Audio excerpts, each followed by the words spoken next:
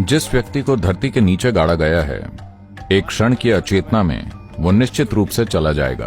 अगर वो सो गया तो कभी नहीं उठेगा। श्री ब्रह्मा बैठकर उनसे मिट्टी से ढकने के लिए कहते हैं। वो स्वयं के लिए जांच रहे हैं कि वो वास्तव में सिद्ध हैं या नहीं। एक बार आप सिद्ध हो गए तो आप अत्यंत सक्षम हो जाएंगे। आप स्वयं ही सृष्टिकर्ता होते हैं।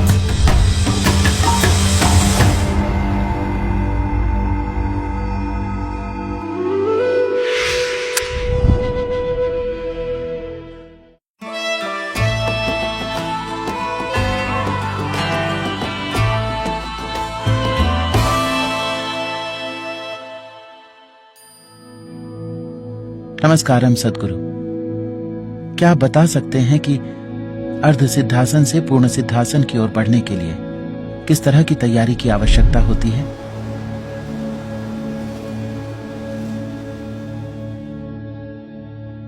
सिद्धि की अवस्था में होने का मतलब है एक खास अवस्था में स्थिर होना। इसका मतलब है कि ढीलापन चला गया है। आप सिद्धि की अवस्था में हैं तो आप सिद्ध हैं। इसका मतलब है कि आप अपनी ऊर्जा को इस तरह से व्यवस्थित करते हैं कि ये पूरी तरह एकीकृत हो जाए। आप आमतौर पर जीवन एक दूसरे पर निर्भर रहता है। आपकी एक दूसरे पर निर्भरता योग के अभ्यास से लगातार कम होती जा रही है। शौचालय पर आपकी निर्भरता धीरे धीरे कम हो रही है ना? भोजन की भी कमी हो रही है। वास्तव में अगर आप इसे जांचें तो हवा भी कम हो रही है। क्योंकि आप गहरी और धीमी सांस लेते हैं तो आप आसानी से 2 मिनट तक बिना सांस के रह सकते हैं, जिसमें दूसरे लोगों का दम घुट जाएगा। सिद्ध का मतलब है कि आप इस प्रणाली को एक स्थापित अवस्था में एकीकृत करने का प्रयास कर रहे हैं, जहां जीवन की परस्पर निर्भरता सभी स्तरों पर कम हो रही है। एक ऐसी हद तक एक दिन आएगा जब आप यहां बैठेंगे तो सब कुछ निश्चल होगा। आपकी सांस चली गई, सब कुछ चला गया है। बाहरी दुनिया के साथ कोई लेन देन नहीं है। वही अंतिम लक्ष्य है कि अगर आप यहां बैठते हैं तो आप स्वयं एक ब्रह्मांड होते हैं। आप बाकी सृष्टि का हिस्सा नहीं हैं। जब आप बाकी सृष्टि का हिस्सा नहीं रह जाते तो आप यहां सृष्टिकर्ता के रूप में मौजूद होते हैं। तो सिद्ध या सिद्धासन उस दिशा में यात्रा है। कितने लोग उस मुकाम पर पहुंचते हैं ये एक अलग बात है, लेकिन ये उस दिशा में यात्रा है। तो योगी बैठते हैं। मेरा मतलब है, आपने श्री ब्रह्मा की कहानी सुनी होगी, जब वो बैठे और लोगों से उन्होंने मिट्टी से ढकने के लिए कहा, क्योंकि वो स्वयं के लिए जांच रहे थे कि वो वास्तव में सिद्ध हैं या नहीं। एक बार जब मिट्टी से ढक दिया जाता है तो वो सांस नहीं ले सकते।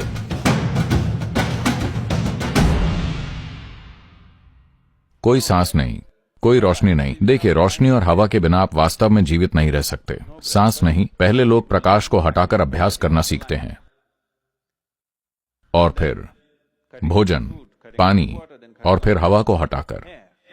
So once you're no more dependent upon the external manifestation of the 5 elements in the world, you are a siddha. तो एक बार जब आप दुनिया में 5 तत्वों की बाहरी अभिव्यक्ति पर निर्भर नहीं रहते तो आप सिद्ध हो जाते हैं। एक बार जब आप सिद्ध होते हैं तो आप सृष्टि का हिस्सा नहीं रह जाते। आप स्वयं सृष्टिकर्ता बन जाते हैं। यही कारण है कि सिद्ध योगी और शिव को एक ही तरह देखा जाता है। वो कहते हैं कि वो शिव हैं। अपने पिछले रूप में उन्हें शिव योगी के रूप में जाना जाता था।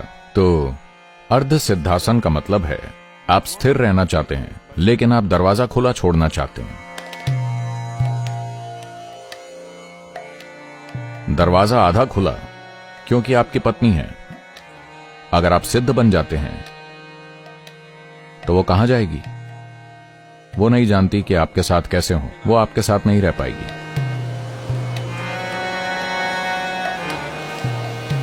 और अगर आप खुद को जबरदस्ती ऐसा बना लेते हैं, अगर आप एक खास तरीके से स्थापित हैं और खुद को जबरदस्ती ऐसा बना लेते हैं, तो आप कुछ तोड़ रहे होंगे, या तो इसे या उसे।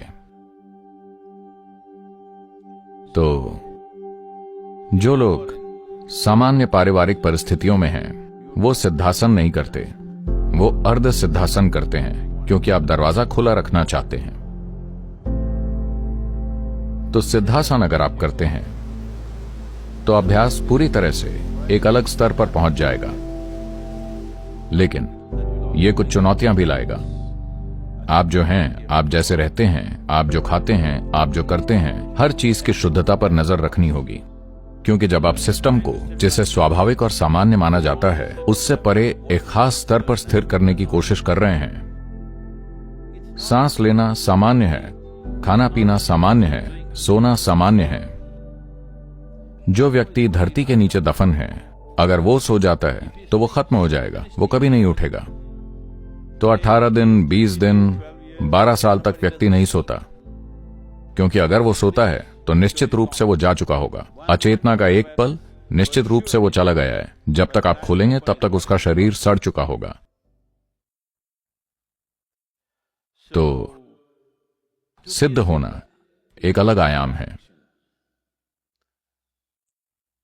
ये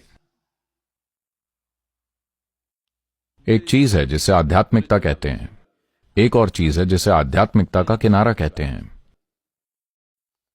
उसका मतलब है कि दरवाजे हमेशा खुले हैं, आप यहां जा सकते हैं, वहां जा सकते हैं, यहां वहां जा सकते हैं। तो अगर मैं सिद्ध हो जाता हूं तो क्या मैं दुनिया में नाकाबिल हो जाऊंगा? निश्चित रूप से नहीं। आप जबरदस्त काबिल हो जाएंगे। बस इतना है कि यह सिस्टम इस तरह से एकीकृत हो जाएगा कि उसका किसी और चीज से कोई लेना देना नहीं होगा। यह केवल वही कर रहा है जिसकी जरूरत है। इसका लेन देन का कोई धंधा नहीं चलेगा। धंधे का लेन देन लेना और देना है ना? यह बहुत कुछ दे सकता है, लेकिन यह देने लेने का नहीं धंधा कर सकता। यह लेन देन के धंधे के नाकाबिल हो जाता है। यह चीजों का प्रसार करता है, यह अद्भुत चीजें कर सकता है, लेकिन यह लेन देन नहीं कर सकता। यही कारण है जो लोग आध्यात्मिक मार्ग पर हैं, उसके पीछे यही मूल समझ है कि वो सबसे पहले लेन देन बंद करते हैं। पता है, मुझे लगता है कि यीशु ने कुछ कहा था, तुम मेरी और किसी और की सेवा नहीं कर सकते, जो भी हो। वो क्या है? हाँ, एक आदमी दो स्वामियों की सेवा नहीं कर सकता, यानी वो भौतिक चीजों के बारे में बात कर रहे हैं। और तो कहीं ना कहीं ये जागरूकता मौजूद है। उनके पास वहां पहुंचने के लिए चाहे आवश्यक साधना और वैज्ञानिक संरचना हो या ना हो, जागरूकता हर जगह है। इसीलिए सबसे पहली चीज जो वो बंद करते हैं, किसी व्यक्ति के आध्यात्मिक मार्ग पर होने का मतलब है अगर उसे कोई साधना करनी नहीं आती तो वो चला जाता है। अगर कोई आता है तो आप कुछ प्रदान करते हैं, लेकिन कोई लेन देन नहीं। तो वो ऐसी जगहों पर चले जाते हैं जहां लेन देन की कोई जरूरत नहीं होती, क्योंकि समाज में रहते हुए आप लेन देन करते हैं, परिवार में रहते हुए आप लेन देन करते हैं। ये पूरा लेन देन है। तो लेन देन सिर्फ इस स्तर पर नहीं है कि मैंने पैसा दिया तो आप मुझे कुछ चीज दें। ये बस उस स्तर पर नहीं है। लेन देन बहुत बुनियादी स्तर पर हो रहा है। आप संचार कर सकते हैं। एक बार जब आप अपनी चीज की दीवारों को मजबूत कर लेते हैं तो आप लेन देन नहीं कर सकते। तो एक स्तर पर हम दीवारों को ढीला करने, सीमाओं को हटाने की बात कर रहे हैं, लेकिन दूसरे स्तर पर हम सीमा को मजबूत करने की बात कर रहे हैं।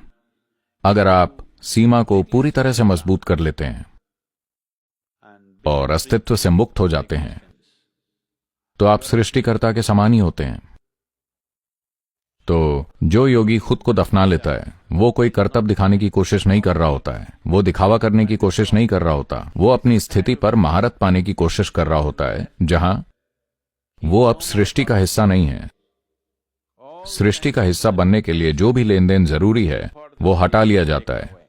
वो सिर्फ उस चीज की चमक की वजह से जारी है जो उसके भीतर सृष्टि का स्रोत है। बाकी सब उसने काट दिया है। इससे फर्क नहीं पड़ता। आपके भीतर कुछ है जो सृष्टि का स्रोत है और जिससे आप अभी जीवन के रूप में धड़क रहे हैं, लेकिन सृष्टि के साथ लेन देन के बिना आप एक पल के लिए भी मौजूद नहीं रह सकते। ईश्वर आपके भीतर धड़क रहा है, लेकिन अगर मैं आपकी सांस रोक दूं तो आप चले गए, है ना? अब वो ऐसी अवस्था में पहुंचना चाहता है जहां ये लेन देन जरूरी नहीं है। तो जो सृष्टिकर्ता का स्रोत है, सिर्फ वही उसका पोषण है। तो वो दो स्वामियों की सेवा नहीं कर रहा है, वो वास्तव में एक स्वामी की सेवा कर रहा है, और वो वही है।